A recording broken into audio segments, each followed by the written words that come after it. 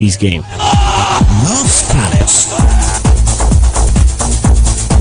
Well, let's start from the corridors of the Ghana Football Association, where the 2017-2018 Ghana Premier League launch was called off after Great Olympics served the Ghana Football Association with an injunction letter yesterday. The launch was set to come off on Monday, but due to the court injunction, it was called off. A report made by Joy FM's Abigail Senasusu on Monday Night Sport yesterday confirmed it. Then start since here the forecourt of the Ghana Football Association. I think it was a well-decorated place with start times here, ready to launch the league that is set. Was supposed to kickstart this weekend, but we received reports earlier this evening that Great Olympics had served DFA with an injunction that was received by the General Secretary. So we got here waiting that something should happen because nothing showed they were ready to back out on their preparations. The event was built to have started at 6 p.m. After an hour, it looks like an hour of deliberation. Tamimu Isa, who is the spokesperson of the PLB, came out to only apologize for the late start, but said again that there's been a bump, a major one, and that because of the injunction that has been served the Football Association, they would have to cancel the launch of the Ghana Premier League season and hold on till further notice.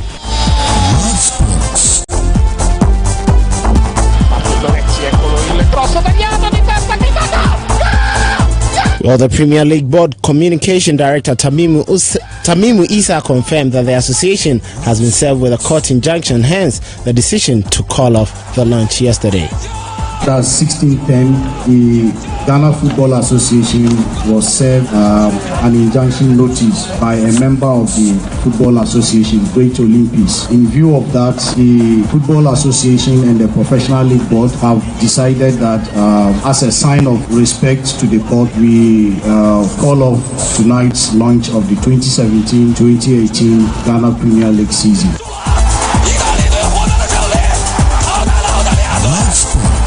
Well, some people have been expressing their displeasure, but yesterday on Monday Night Sports, Communication Director of ANSAH, Kwame Opariado, expressed his disappointment with the court injunction placed on the start of the Premier League, saying it is going to affect the preparations of the technical teams. I'm here together with my two players, one goalkeeper, one player, to reserve our jerseys for the following season. But then I've just been told that this program is not going to come off because of a court injunction from Great Olympics. My brother, this is going to throw, especially the technical people, the players and club administrators, this is going to throw everybody's planning overboard. In that, if technical people have prepared their players to ensure that they are going to have a smooth takeoff in about 4 or 5 days' time, it is not going to work again. They will have to sit back, re-strategize, make sure they take the players through another form of training so that whenever the league will start, they will be able to have the best of them again.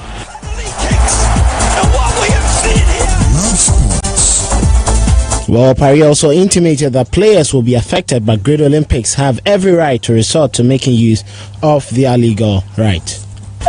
In all of this, I am sure as players also go through the effect they are going to have after preparing your mind so much that there's a game going to come on Saturday. I'll use that as an example. We're supposed to travel to Techima. By Friday, we have to be there, make sure that on Saturday we go to training, then on Sunday we play our game. That is if everything had been normal. But as it sits with us now, it means that the coach will have to hurriedly look for, if it's a friendly game, to play over the weekend, and then yet again continue with all of that bit and bit. So it's going to take a lot of things away from the teams, and it's going to bring a lot of pressure. The negative aspect will be so huge, but I feel so much that we don't have to take anything away from the Olympics. They are only exercising their legal rights. Well, just as Opari is in support of Olympics enjoying their basic rights, Great Olympics Chief Oloboy Komodo says no one can stop them nor push them from going to court, as the same people in the Ghana FA are victimizing them because of Fred Papo's quest to contest for the Ghana FA presidency. You say we shouldn't go to court. Don't not go to court. No. And after the GFA has ruled that the guy was properly elected, and nobody can stop you from going to court. Anyone who does that will be in contempt of court. And you don't be punished for going to court. Yes, you cannot be punished for going to court. So that will be trampling on your basic human rights. I know what I'm talking about. I'll give you enough information A to Z. The establishment is against Olympics. Some people have ganged up the GFA against Olympics. I cannot say that all GFA don't. In Ghana, we say that you can't have their own village or town going against you, against Olympics, because of Mr. Fred who I put in his bid to contest the presidency of the GFA. Well, moving away from the PLB and the Ghana Premier League, Aduana Stars are bound to play in the CAF Champions League, and they are playing Libyan side Al Tahadi FC in the first leg of the CAF Champions League. They have already left their base to Accra to travel on Thursday, and Chief Executive Officer of the club, Albert Comey, has been explaining reasons for the team's early departure from Doma.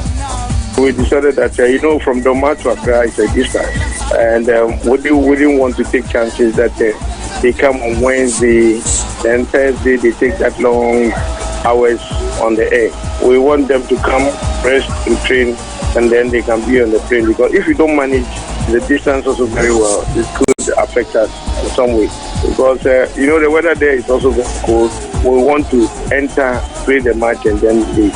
So these things that we discuss and decide that instead of leaving on Wednesday, get there in the evening, they'll be tired because we have to.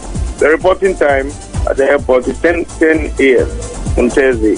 So we want them to have enough rest, and then when we're going, we'll know that they will be in good shape or good right frame of mind, and everything must be very, very well towards the match. For me, it is very, very important that we get the players ready in every both spiritual and physical. So we are not taking chances. That's why we're coming on Tuesday. So we pray to God Almighty and seek His face in everything that we do. Well, that's what I mean by spiritual. Well, to some transfers, Ghana defender Samuel Safo has completed an 18-month deal with Iranian giant Saipa FC. The former Liberty Professionals keeper was on the verge of joining Ghanaian giant Kumasi Asante Kotoko, but the deal fell through after both parties failed to reach an agreement. Safo was an influential member of the Black Stars B side that won the 2017 WAFO Nations Cup, was reported to have closely been monitored by clubs in North Africa and Oman, but Saipa have gazumped all suitors for the signature of the Ghanaian.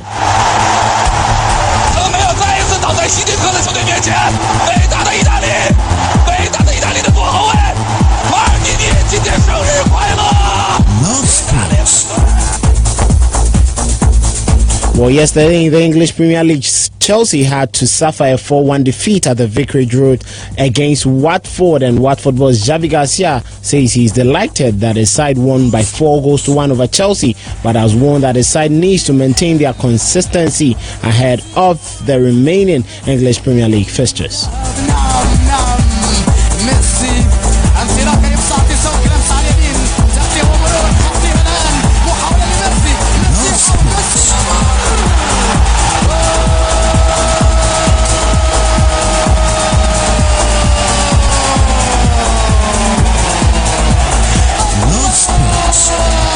Well, Chelsea boss Antonio Conte, who was on the losing side yesterday, says he made a lot of mistakes with his choices in the starting 11 that lost by 4-1 against Watford, but he's not worried about his position. Yes, he knows what he's saying, and Chelsea are set to stick with Antonio Conte for now and have not approached any potential candidates to replace him.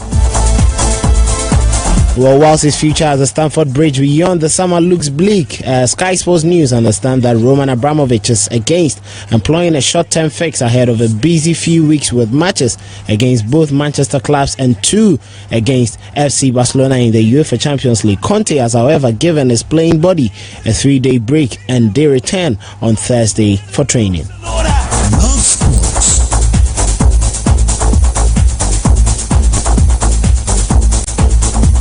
Well, to some sad news here, Manchester United marks 60 years since the Munich disaster. The crash on 6th February 1958 came after a refueling stop as United returned from a European Cup tie in Belgrade. 8 players, 3 club staff, 8 journalists, 2 crew members and 2 passengers died as a result of it. The Old Trafford service was held at exactly 2:45 GMT, which included a minute's silence at 15:04 at the time of the crash. The club also held a silence before the Premier League home game against Huddersfield Town on Saturday. Well, Sir Bobby Charlton remembers the Munich air disaster as part of Sir Bobby at 80, a documentary on BBC World reflecting on the life of the former Manchester United midfielder. I think you think to yourself, well, why should it be me? And there again, I was lucky. I was just lucky. I happened to sit in the right place. We never got off the floor. We ran into a house and ran into, I think, a few other obstacles, and it was just a nightmare. The Munich air crash. Of the crew of 6 and 38 passengers, 23 are known to have survived. I had to wait for a couple of days before I could get on the train to go home, and when I was on my own, I thought about it a lot. And my own personal friends were dead. It changed your life. Yeah. When we got to the hospital, I started ranting and raving. I just didn't understand. The medical people came round and they gave me an injection in the back of my neck, and I didn't wake up till the following morning. This German lad was there, and he had a paper.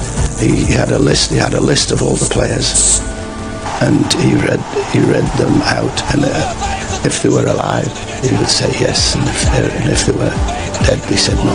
I fell in love with Manchester United the short time I was there. I wondered what would happen. I wondered how it would be able to recover. But recover we had to do. We had to make the effort. Well, may the souls of the faithfully departed through the mercy of Christ rest in peace. That's all we have for you on Sports Flash. But today on Drive Talk, I am an amateur makeup artist.